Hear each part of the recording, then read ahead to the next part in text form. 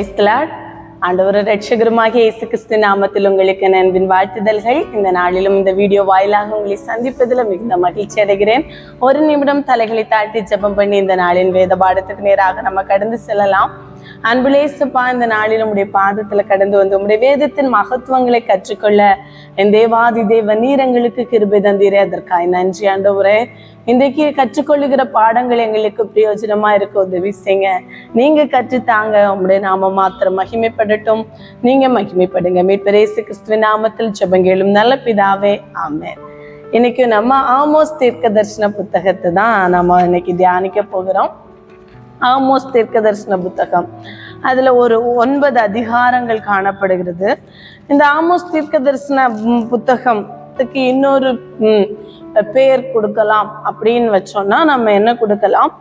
சமூக அநீதிக்கு எதிரான சத்தம் அப்படின்னு கூட இந்த தீர்க்க தரிசன புத்தகத்துக்கு நம்ம என்ன செய்யலாம்? ஒரு பேர் வைக்கலாம். அதாவது ஆமோஸ் தீர்க்க தரிசன புத்தகம் முழுவதும் சமுதாயத்தில் ஏற்பட்ட அநீதிக்கு எதிராக தீர்க்க தரிசனம் உரைக்கிறத நம்ம பார்க்க முடியும்.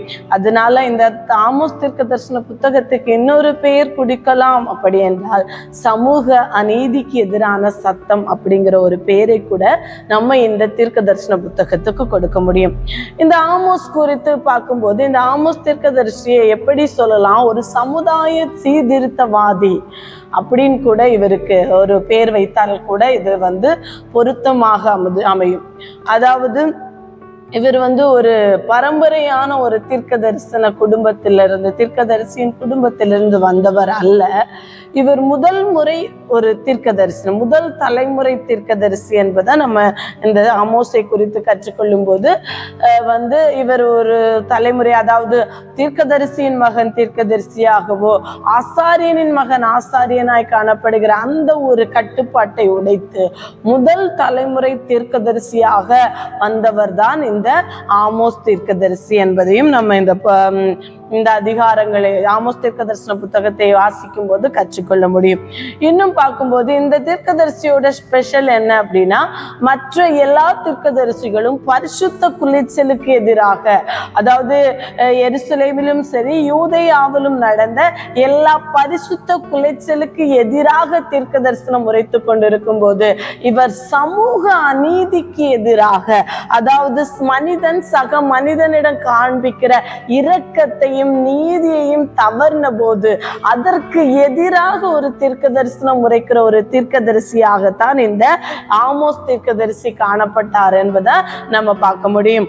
அதாவது எல்லா தீர்க்கதரிசி, நீங்க நம்ம ஏசாயாவிலிருந்து நம்ம கற்றுக்கொள்ளும் போது எல்லாரும் ஆண்டவருக்கு விரோதமாக, பரிசுத்தத்துக்கு விரோதமாக பரிசுத்த குலைச்சல் ஆக்கி விட்டீர்கள் தேசத்தை, ஜனங்கள் பரிசுத்தத்தை விட்டு வழி தவறி விட்டார்கள் என்பதிலே போக்கஸ் பண்ணி தீர்க்க தரிசனம் உரைக்கும் போது சமூகத்திலே காணப்படுகிற அநீதிகள், ஒரு மனிதன் சக மனிதனுடன் காணப்படுகிற இரக்கம் தவறின போது நீதி, அதாவது ஏழைகளுக்கும் திக்கச்ச பிள்ளைகளுக்கும் விதவைகளுக்கும் காண்பிக்கப்படுகிற நீதி தவறின போது அதற்கு எதிராக தீர்க்க தரிசனம் உரைத்தவர் தான் இந்த ஆமோஸ் தீர்க்கதரிசி. இந்த ஆமோஸ் தீர்க்கதரிசியை முதல்ல அவருடைய தீர்க்க தரிசன செய்தியின் முதலிலேயே நியாய தீர்ப்பை குறித்து சொல்லி தீர்க்க தரிசனம் உரைக்கிறத நம்ம பார்க்க முடியும். அதாவது இவர் என்னன்னா முதல்லையே தமஸ்கு, காசா, தீரு, ஏதோம், அம்மோன், மோவாப் இப்படிப்பட்ட பிற தேசங்களை குறித்த தீர்க்க தரிசனம், பிற தேசங்களுக்கான நியாய தீர்ப்பை குறித்த தீர்க்க தரிசனத்தை பதிவு செய்துவிட்டு அதோடு கூட யூதேயாவும் எருசலேமுக்கும் நடைபெறுகிற இஸ்ரவேலுக்கும், அதாவது யூதேயா தேசத்துக்கும் ஆண்டவருடைய ராஜ்யம் 2ஆக பிரிந்த போது யூதேயா தேசம் இஸ்ரவேலாக மாறியது, அந்த தேசத்துக்கும் உரிய நியாய தீர்ப்பை குறித்து சொல்லுகிறதை பார்க்க முடியும். இவருடைய தீர்க்க தரிசன புத்தகத்தை நாம் வாசிக்கும் போது முதலாவது பிற தேசங்களுக்கு தமஸ்கு, காசா, தீரு, ஏதோம், அம்மோன், மோவாப், அதற்கூட எதையெல்லாம் சேர்க்கிறார்? யூதேயாவையும் எருசலேமையும், வடக்கு ராஜ்யத்தையும் தெற்கு ராஜ்யத்தையும் சேர்த்து தீர்க்க தரிசனம் உரைக்கிறத நம்ம என்ன செய்ய முடியும்? பார்க்க முடியும் இவருடைய தீர்க்க தரிசன புத்தகத்திலே.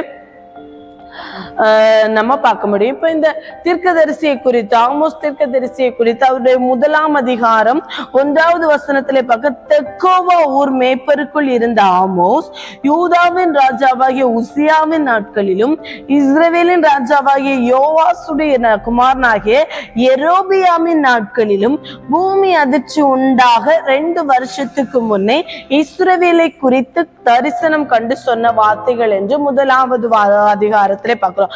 தெக்கோவா ஊர் மேய்ப்பருக்குள் இருந்த ஆமோஸ் என்று பார்க்கிறோம். அப்ப இந்த தெக்கோவா ஊர் எங்க இருக்கிறது? தெற்கு ராஜ்யமான யூதேயாவை சேர்ந்தவர்.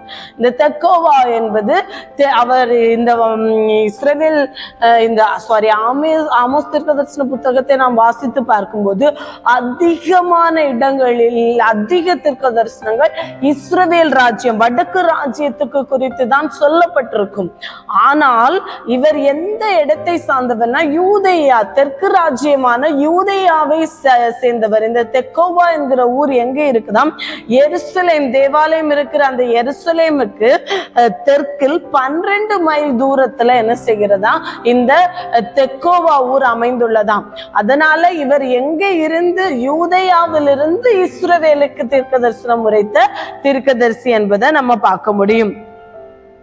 இவர் எங்கன்னா பிரதான பலிபீடம் இருந்த, அதாவது பெத்தேல்ல தான் என்னது பிரதான பலிபீடம் இருந்துச்சு. அந்த பிரதான பலிபீடம் இருந்த அந்த பெத்தேலில தான் என்ன செய்கிறார்? இவர் தீர்க்க தரிசனம் உரைத்ததாக நமக்கு இந்த தீர்க்க தரிசன புத்தகத்துல பதிவிட்டு இருக்கிறத நம்ம பார்க்க முடியும். 7ஆம் அதிகாரம் 10வது வசனத்திலிருந்து நாம் பார்க்கும்போது இவர் என்ன செய்கிறார்? பெத்தேலிலே, அதாவது இஸ்ரவேலிலே கில்கால், பெயர் சபா, பெத்தேல் இப்படிப்பட்ட இடங்களில் எல்லாம் பலிபீடம் வைத்து தொழுது கொண்டார்கள்.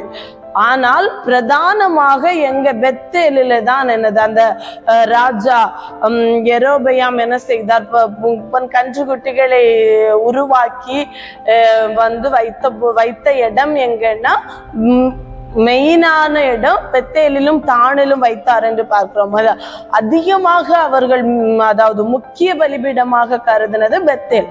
அந்த பெத்தேல் என்கிற இடத்திலே தான் இஸ்ரவேலிலே போய் இவர் என்ன செய்தார்? தீர்க்க தரிசனம் உரைத்ததாக நமக்கு புத்தகத்துல, ஆமோஸ் தீர்க்க தரிசன புத்தகத்துல காணப்படுகிறதா நம்ம பார்க்க முடியும். இன்னும் இவர் என்ன செய்தார்?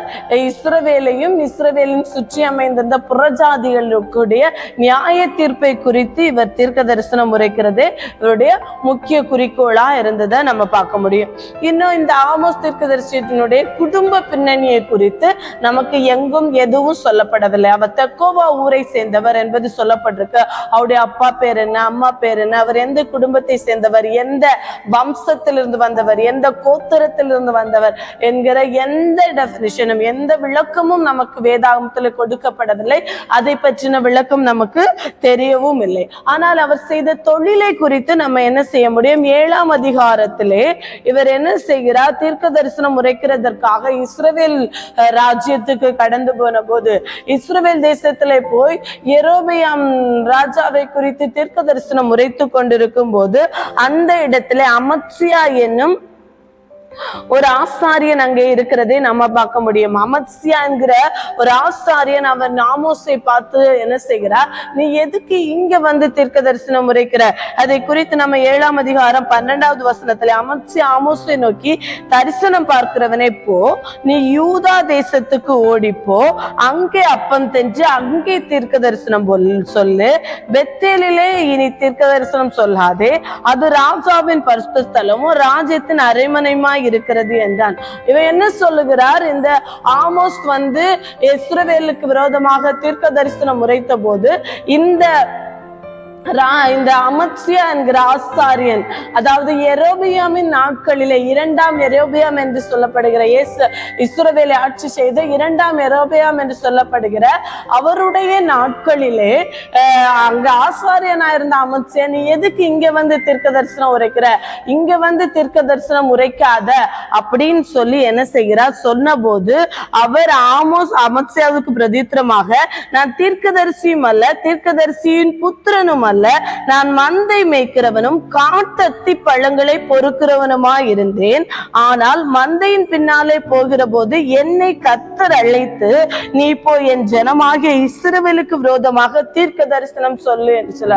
நான் அப்பத்துக்காக பிழைப்புக்காக தீர்க்க தரிசனம் சொல்லுகிறவன் அல்ல என்பதை இந்த இடத்திலே ஆமோஸ் தெளிவாக என்ன செய்கிறார், அந்த அமத்சியாவுக்கு சொல்லுகிறதை நம்ம பார்க்க முடியும்.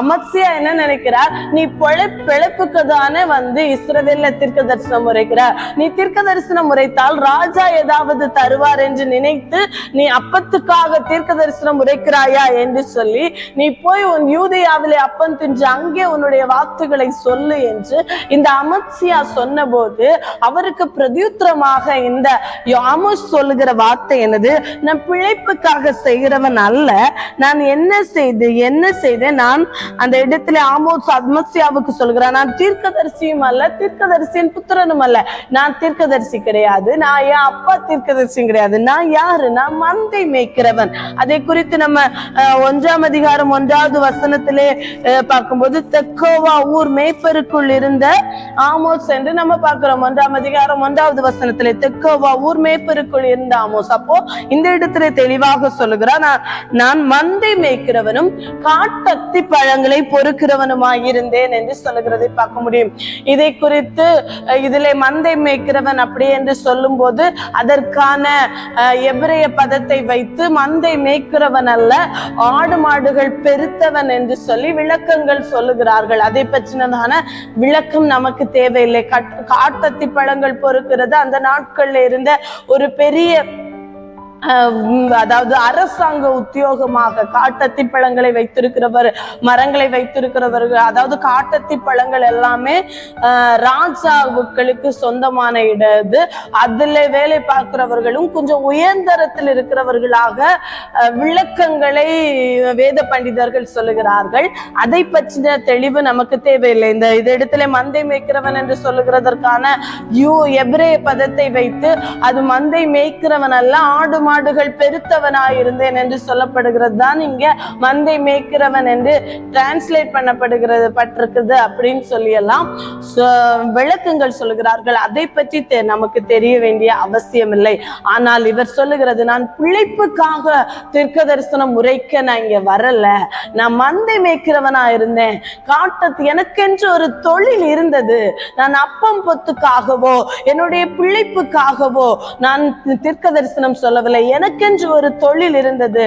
ஆனாலும் அப்படி இருக்கும்போது ஆண்டவர் என்னை பார்த்து என்ன சொல்லுகிறார், நீ இஸ்ரவேலுக்கு விரோதமாய் போய் தீர்க்க தரிசனம் உரை என்று சொன்னதுனால நான் தீர்க்க தரிசனம் உரைக்கிறேன் என்று இந்த இடத்திலே தெளிவான விளக்கத்தை அந்த அமத்சியாவுக்கு இந்த ஆமோஸ் கொடுக்கிறத நம்ம பார்க்க முடியும். அப்ப அவருடைய தொழிலை குறித்து பார்க்கும்போது அவர் மந்தை மேய்க்கிறவனாய் காணப்பட்டார், காட்டத்தி பழங்களை பொறுக்கிறவராக காணப்பட்டார் அப்படின்னு சொல்லி நம்ம பார்க்க முடியும். அடுத்ததாக இந்த இடத்திலே பார்க்கும்போது தீர்க்க தரிசனம் உரைத்த காலகட்டம் என்ன அப்படின்னு பார்த்தோம்னா, அதாவது இவர் தீர்க்க தரிசனம் உரைத்த நாட்களிலே யூதேயாவுல உசியா ராஜாவா இருந்தார். அங்க இஸ்ரவேலிலே யெரொபெயாம் 2ஆம் யெரொபெயாம் என்ன செய்கிறார், முதலாவது ராஜ்யம் பிரிந்த போது இது தெற்கு ராஜ்யம் யாருக்கு ரெகோபெயாம் கையிலையும் வடக்கு ராஜ்யம் யெரொபெயாம் கையிலையும் போனதை நம்ம பார்க்க முடியும். இப்ப அந்த யெரொபெயாமுக்கு பின்னாக வந்த 2ஆம் யெரொபெயாம் என்று சொல்லப்படுகிற இஸ்ரவேலின் 2ஆம் யெரொபெயாமின் நாட்களிலே ஆமோஸ் தீர்க்க தரிசனம் உரைத்தார். அந்த நாட்களை யூதேயாவிலே உசியா ஆட்சி செய்து கொண்டு வந்தார். இங்கு பார்க்கும்போது இஸ்ரவேலிலே யெரொபெயாம் ஆட்சி செய்து கொண்டு வந்ததை நம்ம பார்க்க முடியும். இதுல இந்த இன்னும் ஒரு வார்த்தை அந்த இடத்துல சொல்லப்பட்டிருக்கிறதை பார்க்க முடியும். 1ஆம் அதிகாரம் 1வது வசனத்திலே தெளிவாக சொல்லுகிறார், பூமி அதிர்ச்சி உண்டாவதற்கு 2 வருடத்திற்கு முன்னே அப்படின்னு சொல்லப்பட்டிருக்கிறதை பார்க்க முடியும். 1ஆம் அதிகாரம் பூமி அதிர்ச்சிக்கு உண்டாக 2 வருஷத்துக்கு முன்னே இஸ்ரவேலை கொண்டு அப்ப இந்த பூமி அதிர்ச்சி உசியாவின் நாட்களிலே நடந்த பூமி அதிர்ச்சி அப்படின்னு சொல்லி நம்ம வேதத்துல சகரியா 14ஆம் அதிகாரம் 5வது வசனத்திலே சொல்லப்பட்டிருக்கிறதை பார்க்க முடியும். சகரியா தீர்க்கதரிசன புத்தகம் 14ஆம் அதிகாரம் 5வது வசனத்திலே நம்ம பார்க்கிறோம். அப்பொழுது என் மலைகளின் பள்ளத்தாக்கு வழியாய் ஓடி போவீர்கள், மலைகளின் பள்ளத்தாக்கு ஆத்சால் மட்டும் போகும். நீங்கள் யூதாவின் ராஜாவாகிய உசியாவின் நாட்களில் பூமி எதிர்ச்சிக்கு தப்பி ஓடி போனது போல ஓடி போவீர்கள். அப்போ உசியாவின் நாட்கள்ல யூதேயாவில உசியா ஆட்சி செய்து கொண்டு வந்த போது ஒரு பூமி எதிர்ச்சி வந்ததாக சொல்லப்படுகிறது. அந்த பூமி எதிர்ச்சிக்கு முன்னாக 2 வருடத்திற்கு முன்னாக இவர் தீர்க்க தரிசனம் உரைத்ததாக சொல்லப்படுகிறது. இவர் ஆட்சி செய்து கொண்டு வந்த போது எருசலேமிலே அதாவது யூதேயாவிலே உசியா ஆட்சி செய்து கொண்டு வந்தார். இஸ்ரவேலிலே யெரொபெயாம் ஆட்சி செய்து கொண்டு வந்தார். அந்த நாட்களிலே உசியாவின் நாட்களிலே ஒரு பூமி எதிர்ச்சி உண்டாயிருக்கிறது.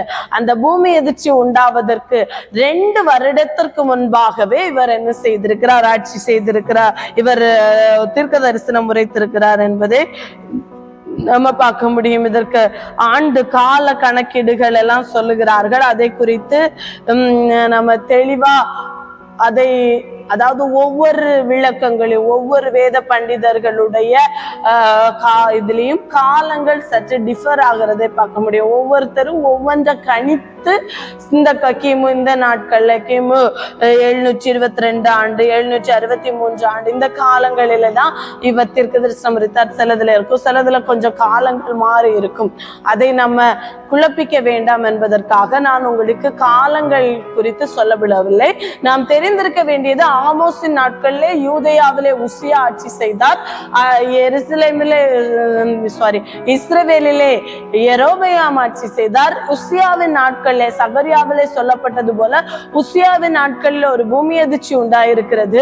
அந்த பூமி எதிர்ச்சிக்கு 2 வருடத்திற்கு முன்னாக இவர் என்ன செய்திருக்கிறார்? தீர்க்க தரிசனம் உரைத்திருக்கிறார் என்பதை தான் நம்ம பார்க்க முடியும். இன்னும் இந்த ஆமோஸ் தீர்க்க தரிசன புத்தகத்தின் சரித்திர பின்னணி என்ன என்று பார்த்தோம்னா, நான் ஏற்கனவே சொன்னபடி யெரொபெயாம் இஸ்ரவேலிலே யெரொபெயாம் ஆட்சி செய்து கொண்டு வந்தார் என்பதை சொன்னேன். அப்ப இந்த யெரொபெயாமின் நாட்களில என்னன்னா, தேசம் செழிப்பாக காணப்பட்டது. பொருளாதாரத்திலையும் சமூக ரீதியாகவும் அதாவது தெற்கு ராஜ்யத்தை காட்டிலும், அதாவது இந்த யூதேயாவை காட்டிலும் இஸ்ரவேல் அதிகமா வளர்ச்சி அடைந்து ஒரு செல்வ செழிப்பாக பொருளாதார ரீதியாக அந்த நாட்களிலே காணப்பட்ட ஒரு பெரிய அதாவது பொருளாதாரத்துல ஒரு பீக்ல இருந்த காலகட்டம் அப்படி என்று கூட சொல்லலாம் இந்த யெரொபெயாவின் நாட்கள். இந்த யெரொபெயாவின் நாட்கள் ஆனால் என்னன்னா, அந்த பொருளாதார தேசம் அதாவது நம்ம சொல்ற மாதிரி அரசியல்வாதிகள் எல்லாம் தலைவர்கள் எல்லாம் நல்ல பீக்கில இருந்தாலும் ஏழை எளிய மக்கள் ரொம்ப கஷ்டப்பட்டு கொண்டிருந்தார்கள். எளியவர்கள் அந்த இடத்துல கன்சிடர் பண்ண முடியப்படாதபடிக்கு ஏழை எளிய ஜனங்களுக்கு கிடைக்க வேண்டிய பொருளாதார வசதிகள் கிடைக்காததுதான் அங்கே காணப்பட்ட சமூக அநீதியாய் காணப்பட்டது. அதனாலதான் ஆமோஸ் அங்கே போய் சமூக அநீதிக்கு விரோதமாக தீர்க்க தரிசனம் இருக்கிறது. தேசம் பெரிய நல்ல ஒரு பொருளாதாரத்துல நல்ல ஒரு வளர்ச்சியாக செழிப்பாக செழித்தோங்கி கொண்டு சமூக ரீதியாக வணிக ரீதியாக வளர்ந்து யூதேயா தேசத்தை காட்டிலும் இஸ்ரவேல் நல்ல ஒரு பீக்கில இருக்கும் போது அங்கு காணப்பட்ட ஏழை எளிய மக்கள் அன்றைக்கும் எளியவர்களாக ஒடுக்கப்படுகிறவர்களாக திக்கற்ற பிள்ளைகளுக்கு விதவைகளுக்கு இன்னும் ஏழை எளிய மக்களுக்கு கிடைக்க வேண்டிய நீதிகள் கிடைக்காதபடி அவர்களுக்கு விரோதமாக அநீதிகள் இழைக்கப்பட்ட போது இந்த ஆமோஸ் இஸ்ரவேலுக்கு விரோதமாக தீர்க்க தரிசனம் உரைக்கிறதை தான் நம்ம என்ன செய்ய முடியும், பார்க்க முடியும். அவர் சொன்ன சமூக அநீதிகள் ஒரு சிலவற்றை நாம் பார்க்கும்போது, நீதிமான்களையும் தரித்திரையரையும் ஒடுக்கினார்களாம். 2ஆம் அதிகாரம் 6 to 7 வரைக்கும் நம்ம பார்க்கும்போது நீதிமான்களும் தரித்திரர்களும் ஒடுக்கப்பட்டார்களாம். பரிதாப பரிதானம் வாங்கி நீதியை புரட்டினார்களாம். 5ஆம் அதிகாரம் 7வது வசனம் 12ஆம் வசனங்களே வாசித்து பார்க்கும்போது பரிதானம் வாங்கி நீதியை புரட்டினார்களாம், ஒழுக்கக்கேடான விபச்சார செயல்களை செய்தார்களாம். 2ஆம் அதிகாரம் 7வது வசனம் அதிகப்படியான வரியை மக்கள் மீது சுமத்தினார்களாம். 5ஆம் அதிகாரம் 11வது வசனம் பலிபீடத்தை பரிசுத்த குலைச்சலாக்கினார்கள். 2ஆம் அதிகாரம் 7-8 வரை உள்ள வசனங்களை வாசித்து பார்க்கும்போது இப்படி பல சமூக அநீதிகள், நீதிமான்களும் தரித்திரர்களும் ஒடுக்கப்பட்டார்கள். பரிதானம் வாங்கி கொண்டு நீதி புரட்டப்பட்டது, ஒழுக்கக்கேடான விபச்சார செயல்கள் செய்யப்பட்டது, அதிகப்படியான வரியை மக்கள் மீது திணிக்கப்பட்டது, பலிபீடம் பரிசுத்த குலைச்சலாக்கப்பட்டது. இப்படிப்பட்ட சமூக அநீதிகள் அநேகத்தை இந்த ஆமோஸ் அந்த தீர்க்கதரிசன புத்தகத்திலே அடுக்கி கொண்டே போகிறதை நம்ம பார்க்க முடியும். அதனாலதான் இஸ்ரவேல்ல காணப்பட்ட சமூக அநீதிக்கு எதிராக இவர் என்ன செய்கிறார், தீர்க்க தரிசனம் உரைக்கிறத நம்ம பார்க்க முடியும். இன்னும் இந்த புத்தக அமைப்பை குறித்து நம்ம பார்க்கும்போது, இந்த ஆமோஸ் தீர்க்க தரிசன புத்தகத்தின் புத்தக அமைப்பை குறித்து நம்ம பார்த்தோம்னா, முதலாவது 3 பிரிவுகளாக இந்த தீர்க்க தரிசன புத்தகத்தை நம்ம பிரிக்கலாம். முதலாவது 8 தேசங்களுக்கு விரோதமான நியாய தீர்ப்பு செய்திகள். 1ஆம் அதிகாரம் 1லிருந்து 2ஆம் அதிகாரம் 16வது வசனம் வரைக்கும் நம்ம வாசித்து பார்த்தோம்னா என்ன செய்யப்படும், 8 தேசங்களுக்கு, எது ஏற்கனவே நான் சொல்லபடி தமஸ்கு, காசா, தீரு, ஏதோம், அம்மோன், மோவாப் மற்றும் யூதேயா, இஸ்ரவேல், இப்படி 8 தேசங்களுக்கு விரோதமான நியாய தீர்ப்பு செய்தி 1ஆம் அதிகாரத்திலிருந்து 2ஆம் அதிகாரம் 1-2 அதிகாரங்கள்ல சொல்லப்படுகிறத பார்க்க முடியும். அடுத்து இஸ்ரவேலுக்கு விரோதமான நியாய தீர்ப்பு 3ஆம் அதிகாரம் 4ஆம் அதிகாரம் 3லிருந்து 6 அதிகாரங்கள் வரை, 3, 4, 5, 6 இப்படிப்பட்ட 4 அதிகாரங்களிலும் இஸ்ரவேலுக்கு விரோதமான வடக்கு ராஜ்யமான இஸ்ரவேலுக்கு விரோதமான நியாய தீர்ப்பு சொல்லப்படுகிறதை பார்க்க முடியும். அடுத்ததாக 7ஆம் அதிகாரமும் 7-9, 7-8-9 அதிகாரங்கள்ல நியாய தீர்ப்பை குறித்து இந்த ஆமோஸ் தீர்க்கதரிசி கண்ட தரிசனங்கள் சொல்லப்பட்டிருக்கிறதை நம்ம பார்க்க முடியும். முதல் பிரிவுல நம்ம பார்த்தபடி என்னன்னா 8 தேசங்களுக்கு விரோதமான நியாய தீர்ப்பு சொல்லப்பட்டிருக்கு. இது எப்படி சொல்லப்பட்டிருக்குன்னா, முதலாவது நியாய தீர்ப்புக்கான காரணத்தை சொல்லிக்கிட்டு, எதனால இந்த தண்டனை வருவதற்கு காரணம் என்ன அப்படின்னு சொல்லிட்டு திரும்ப என்ன செய்கிறார், இது எப்படிப்பட்ட நியாய தீர்ப்பு கிடைக்கும் என்பதை பற்றி இந்த அதிகாரத்துல முதல் பிரிவுல 1-2 அதிகாரங்கள்ல 8 தேசங்களுக்கான அதாவது நியாய தீர்ப்புக்கு காரணம் என்ன, எதனால இந்த நியாய தீர்ப்பு தண்டனை வருகிறது, அதற்கான காரணத்தை சொல்லிவிட்டு திரும்ப என்ன செய்கிறார், திரும்ப இந்த அந்த என்ன நியாய தீர்ப்பு என்பதை பற்றி சொல்லப்பட்டிருக்கிறது தான் பார்க்க முடியும். 3-லிருந்து 6 வரை உள்ள அதிகாரங்களிலே பார்க்கும்போது என்ன சொல்லப்பட்டிருக்கு, இஸ்ரவேலுக்கான நியாய தீர்ப்பு. இஸ்ரவேலுக்கு ஆண்டவர் என்னது மற்ற தேசங்களை போல அல்ல, இஸ்ரவேல் தேசத்துக்கு ஆண்டவர் கட்டளைகளையும் பிரமாணங்களையும் கொடுத்திருக்கிறார். அதை வழி தவறின போது அவர்களுக்கு எப்படிப்பட்ட நியாய தீர்ப்பை ஆண்டவர் கட்டளையிடுகிறார் என்பதை குறித்து அந்த இடத்துல 3-4-லிருந்து 6 அதிகாரங்களிலே நம்ம சொல்லப்பட்டிருக்கிறதை பார்க்க முடியும். 7-9 அதிகாரங்கள்ல 5 விதமான தரிசனம், வெட்டுக்கிளி, அக்கினி, தூக்குநூல், பழுத்த பழங்களுள்ள கூடை, பலிபீடத்தின் மீது கத்தர், இப்படி 5 தரிசனத்தை ஆமோஸ் பார்க்கிறார். அந்த தரிசனத்தை குறித்து நம்ம சொல்லப்பட்டிருக்கிறதை பார்க்க முடியும். இதை குறித்த அந்த புத்தக அமைப்பை குறித்து நம்ம அந்த அதிகாரங்கள் பார்த்தோம்னா, தேசங்களுக்கு விரோதமான நியாய தீர்ப்பு 1-2 அதிகாரங்கள். அதுல தமஸ்குக்கு விரோதமாய் 1ஆம் அதிகாரம் 3வது வசனத்திலிருந்து 5வது வசனம் வரைக்கும், தமஸ்குவை தான் சீரியா தேசம் அப்படி என்று சொல்லுவோம். 1ஆம் அதிகாரம் 3வது வசனத்திலிருந்து 5வது வசனம் வரை தமஸ்கு விரோதமாய் சொல்லுவோம். காசா என்று சொல்லப்பட்டது பெலிஸ்தியா, 1ஆம் அதிகாரம் 6-8 வரை உள்ள வசனங்கள். தீருக்கு விரோதமாக 1ஆம் அதிகாரம் 9-10 வசனங்கள் சொல்லப்பட்டிருக்கதே பார்க்க முடியும். ஏதோமுக்கு விரோதமாக 11-12 வரை உள்ள வசனங்களே சொல்லப்பட்டிருக்கதே பார்க்க முடியும். அம்மோன் தேசத்துக்கு விரோதமாக 13-15 வரை உள்ள வசனங்கள். மோவாபுக்கு விரோதமாக 1-3 வரை உள்ள வசனங்கள். யூதேயாவுக்கு விரோதமாக 2ஆம் அதிகாரம் 1-3 வரை உள்ள வசனங்களே மோவாபுக்கு விரோதமாக. யூதேயாவுக்கு விரோதமாக 2ஆம் அதிகாரம் 4-5 வரை உள்ள வசனங்கள். இஸ்ரவேலுக்கு விரோதமாக 6-16 வரை உள்ள வசனங்கள்ல சொல்லப்பட்டிருக்கிறதை பார்க்க முடியும். அந்த 6-16 வரை உள்ள வசனங்கள்ல என்னென்ன காரியங்கள் கொடுக்கப்பட்டிருக்கிறது, அப்படி இஸ்ரவேல் என்ன செய்தார்கள் என்ன, நீதிமான்களையும் தரித்திரர்களையும் ஒடுக்கினார்கள். மார்க்க அவமதிப்பு, ஆண்டவர் கொடுத்த மார்க்கத்தை ஆண்டவர் இஸ்ரவேலுக்கு ஒரு மார்க்க கட்டளைகளையும் பிரமாணங்களையும் கொடுத்திருந்தார், அதை அவமதித்தார்கள். நன்றி மறந்த இஸ்ரவேலின் பெருமை அழியும். இதெல்லாம் குறித்து நம்ம டீப்பா வசனங்களை அதிகாரங்களை ஆராயும் போது கற்றுக்கொள்ளலாம். மேலோட்டமாக இன்றைக்கு நான் உங்களுக்கு சொல்லி முடிக்கிறேன்.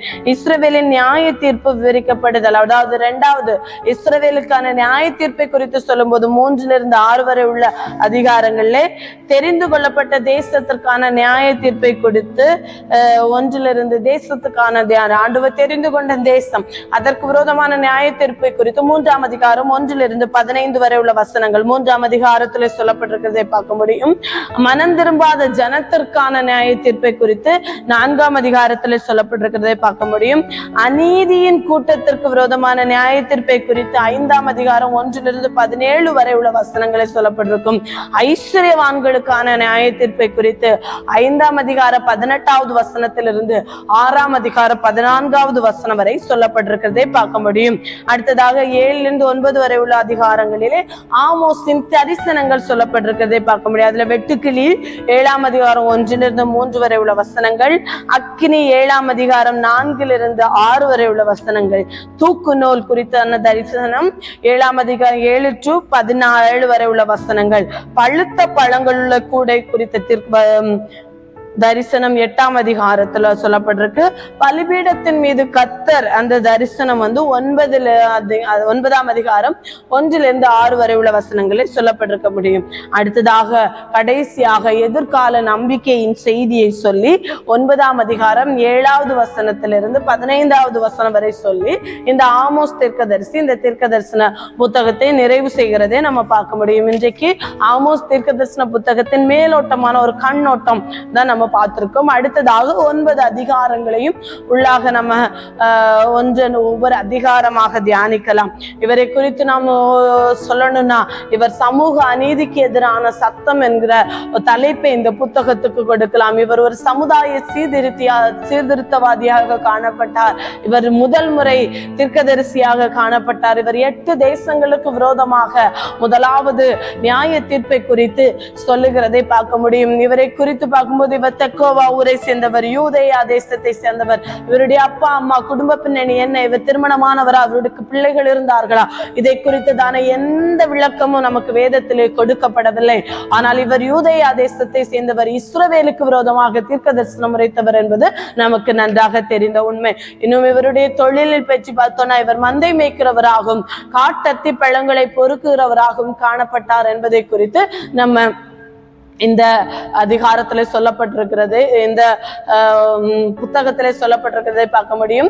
இதை குறித்து இவர் மந்தை மேய்க்கிறவர் என்று தமிழ்ல மொழிபெயர்த்தது அப்படி அல்ல. இவர் மந்தை மேய்க்கிறவராக அல்ல, இவர் மந்தைகள் நிறைய ஆடு மாடுகள் பெருத்த ஐஸ்வர்யவனாய் காணப்பட்டிருக்கலாம் என்கிற கணிப்பு எபிரேய பாஷை வைத்து டீப்பான டிஸ்கிரிப்ஷன் கொடுத்திருக்கிறாங்க. அதை குறித்து நாம விளக்கம் வேண்டாம். யாருக்காவது இல்ல அது என்ன தெரிந்திருக்க வேண்டும் அப்படின்னு உங்களுக்கு விருப்பம் இருந்தால் நான் உங்களுக்கு நோட்ஸ் கொடுக்கிறேன். நீங்க என்ன தனிப்பட்ட முறையில காண்டாக்ட் பண்ணீங்கன்னா அது என்ன விளக்கம் அப்படின்னு எனக்கு தெரிய வேண்டும் என்கிற ஆர்வம் உள்ளவர்கள் நீங்க அதை எனக்கு கேட்டீங்கன்னா நான் உங்களுக்கு அதற்கான நோட்ஸ் கொடுக்க தயாரா இருக்கிறேன். இவருடைய தொழில் என்ன அப்படின்னு பார்த்தோம்னா, அவர் ஆடு மாடுகள் மந்தை மேய்க்கிறவராகவும் இவர் யார் காட்டத்தி பழங்களை பொறுக்கிறவராகவும் காணப்பட்டார் என்பதை குறித்து நம்ம பார்க்க முடியும். இவர் உசியா ராஜா, அதாவது யூதேயாவிலே உசியா ராஜாவும் இஸ்ரவேலிலே யெரொபெயாம், 2ஆம் யெரொபெயாம் என்று சொல்லப்படுகிற யெரொபெயாம் ஆட்சி செய்த நாட்களிலும் தீர்க்க தரிசனம் உரைத்தார். பூமி அதிர்ச்சி, அதாவது உசியாவின் நாட்கள்ல ஒரு பூமி அதிர்ச்சி உண்டாயிருக்கிறது. அந்த பூமி அதிர்ச்சி உண்டாவதற்கு 2 வருடத்திற்கு முன்பாக இவர் தீர்க்க தரிசனம் உரைத்ததாக சொல்லப்படுகிறதை நாம பார்க்க முடியும். இவருடைய சரித்திர பின்னணியை குறித்து பார்த்தோம். யெரொபெயாமின் நாட்களிலே இஸ்ரவேல் ராஜ்யம் செல்வ செழிப்பாக காணப்பட்ட, அப்படி செல்வ செழிப்பாக காணப்பட்ட போதிலும் எளியவர்களும் ஏழைகளும் திக்கற்ற பிள்ளைகளும் விதவைகளும் ஒடுக்கப்பட்டார்கள். அநீதி அவர்களுக்கு விரோதமாக இழைக்கப்பட்டது. அந்த அநீதிக்கு விரோதமாக தான் இவர் தீர்க்க தரிசனம் உரைத்தார் என்பதை குறித்து நம்ம பார்த்தோம். இதனுடைய இலக்கிய, இதனுடைய அமைப்பு, இந்த புத்தக அமைப்பு 3 பிரிவாக பிரிக்கப்பட்டிருக்கிறது என்பதை குறித்தும் நம்ம இந்த தீர்க்க தரிசன புத்தகத்திலிருந்து கற்றுக்கொண்டோம். அடுத்த வாரங்களிலே நம்ம இதற்குரிய ஒவ்வொரு அதிகாரத்திற்கான விளக்கத்தை நம்ம கற்றுக்கொள்ளலாம். இந்த நாளிலும் ஆமோஸை போல மந்தை மேய்க்கிறவராக, காட்டத்தை பிளக்குங்களை பொறுக்கிறவராக, உலக பிரகாரமாக ஒரு வேலையை செய்து கொண்டிருந்த போதிலும் ஆண்டவருடைய வார்த்தையை சொல்ல அழிந்து போகிற இஸ்ரவேல் ராஜ்யம், அநீதியை செய்து கொண்டிருக்கிற இஸ்ரவேல் ராஜ்யத்துக்கு விரோதமாக தீர்க்க தரிசனம் உரைத்த இந்த ஆமோஸை குறித்து பார்த்தோம். நம்ம இப்போ எல்லாம் நம்முடைய வாழ்க்கையில எந்த சூழ்நிலையில எதை செய்து கொண்டிருந்தாலும் ஆண்டவருடைய வார்த்தை யாருடைய வாயில வைக்கவும் ஆண்டவர் தயக்க மாட்டார். அப்படி ஆண்டவருடைய வார்த்தையை நாம் வைக்கும்போது தைரியமாக, எத்தனை எதிர்ப்புகள் வந்தாலும், எத்தனை பாடுகள் வந்தாலும் ஆண்டவருடைய வார்த்தையை தைரியமாய் சொல்ல ஆண்டவர் நமக்கு தைரியத்தையும், ஆமோஸை போல நல்ல தைரியத்தை ஆண்டவர் தர ஆண்டவருடைய சமூகத்திலே நாமே ஒப்பு கொடுப்போம். கர்த்தர் நம்மை ஆசீர்வதிப்பாராக. ஒரு நிமிடம் தலைகளை தாழ்த்தி ஜெபிக்கலாம். அன்புள்ள இயேசுப்பா, இந்த நாளிலும் ஆண்டவரே ஆமோஸை குறித்து நாங்கள் கற்றுக்கொண்டோம். ஆண்டவரே அப்பா, சமுதாயத்தில் ஏற்பட்ட அநீதிக்கு விரோதமாக ஆண்டவருடைய வார்த்தை வந்தபோது தைரியமா எழுந்து போய் ஆண்டவரே அப்பா, தேசம் விட்டு தேசம் போய் ஆண்டவரை தீர்க்க தரிசனம் உரைத்த அந்த ஆமோஸை போல நாங்களும் ஆண்டவரே சமுதாயத்திலும் ஆண்டவர் எங்களை சுற்றி அநீதிகள் இழைக்கப்படும் போது ஆண்டவருடைய வார்த்தையை தைரியமாய் எந்த இடத்திலும் சொல்ல எங்களுக்கு கிருபை தாங்க. ஆண்டவரே உம்முடைய நாமம் எங்கள் மூலம் மகிமைப்படட்டும். எந்த சூழ்நிலையும் உம்மை மாத்திரம் பின்பற்றி செல்ல எங்களுக்கு கிருபை தாங்க. முழுமையா உம்முடைய கருத்தில் எங்களை தாழ்த்துகிறோம், சமர்ப்பிக்கிறோம். நீரை பொறுப்படுத்திக் கொள்ளுங்க, நீரை மகிமைப்படுங்க. மீட்பர் இயேசு கிறிஸ்துவின் நாமத்தில் ஜெபங்களும் நல்ல பிதாவே, ஆமென். Thank you.